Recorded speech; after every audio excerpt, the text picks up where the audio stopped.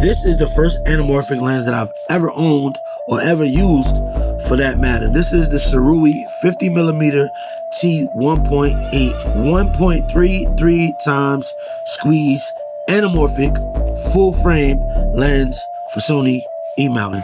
Now, why I think it's so special?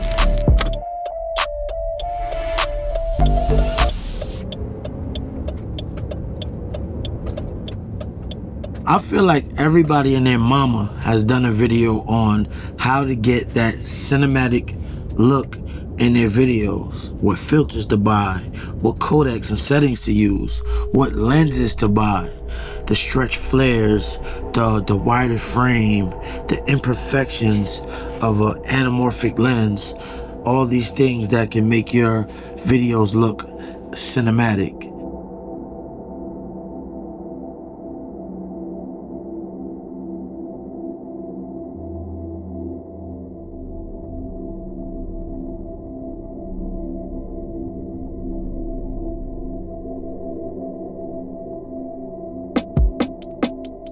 What's up, gang? Welcome back to the channel. Thanks for pulling up. I'm back in my shed again to put y'all up on something, and that is anamorphic filmmaking. Now, I'm not gonna lie, I've watched so many videos on anamorphic lenses over the years, cinema breakdowns, lens tests, behind the scene videos, commercials, short films, and every single time there was just something about the look that pulled me in.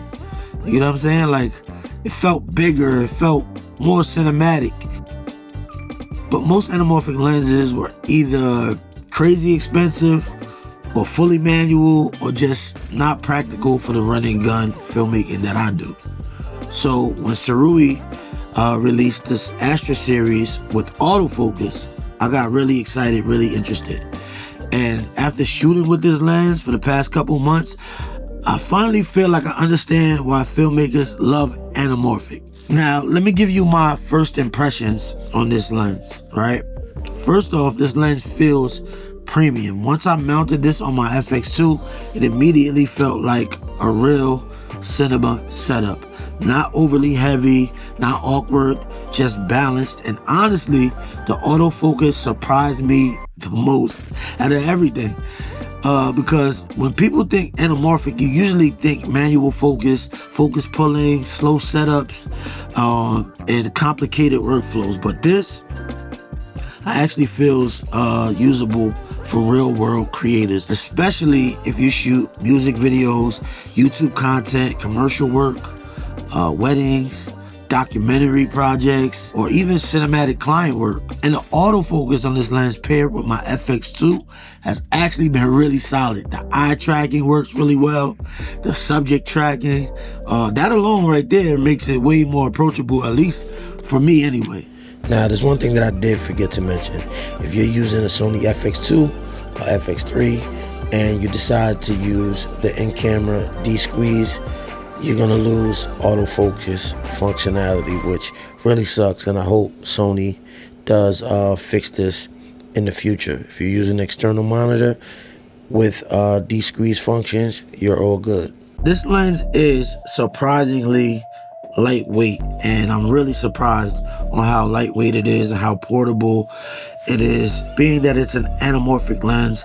Most anamorphic or cinematic lenses are pretty beefy when you get them on your camera, and for this to be a T1.8 anamorphic autofocus lens, it has all of the features that you need. You have a programmable button, you have your autofocus manual focus button, you have your iris lock, and you also have a click declick for your aperture that goes all the way from T1.8 all the way up to T22, and your auto. You'll hear it click when you have it in auto, so this way you can control your aperture through your camera. But overall, it's nice black finish. You would think that it'd be like a fingerprint magnet, but it has like this, I don't know, frosted black, or I don't know what kind of black it is, but it does look really good. And what I like about it is that it has this 67mm filter thread at the front of the lens. It's mainly 67 that I have on most of my lenses.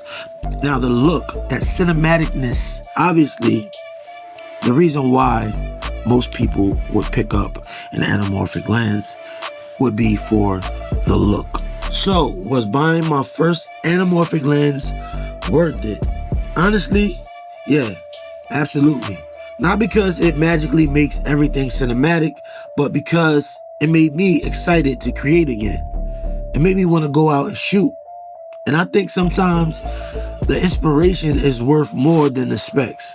So if you've been thinking about trying anamorphic filmmaking, this might actually be one of the best entry-level points into it, especially for the price and if you're a Sony shooter.